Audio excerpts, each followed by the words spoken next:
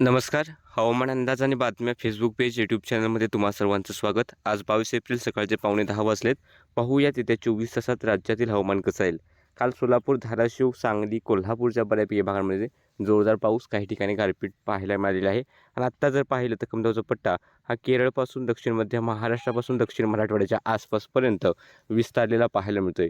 उत्तरेकडून कोरडे वारे येत आहेत, तर दक्षिण दक्षिण एकूण आपल्याला बाष्पयुक्त वारे येताना दिसत आहेत. याचा परिणाम राज्यात मेघगर्जनेसह पाऊस हा जो काही कमी पट्टा आहे त्याच्या आसपास होईल. सध्या जर पाहिलं तर कोकणात किनारपट्टीला लागून, सिंधुदुर्गच्या किनारपट्टीला लागून थोडीशी मेघगर्जनेसह पाऊस येणारे ढग आहेत. तर त्या लागून रत्नागिरीच्या आसपास हे ढग आहेत.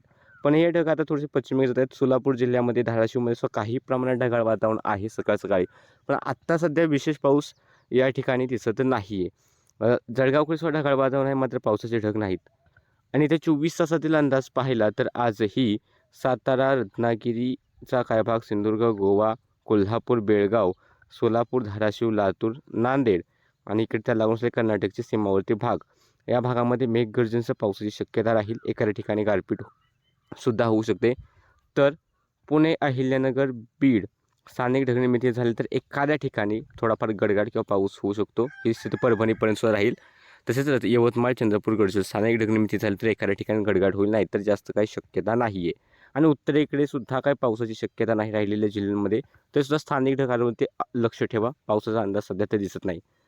सध्याच्या अपडेटमध्ये इतकंच. असेच हवामानाचे अंदाज पाहण्यासाठी चॅनलला सबस्क्राईब करा. आज सायंकाळचा व्हिडिओ कदाचित येणार नाही.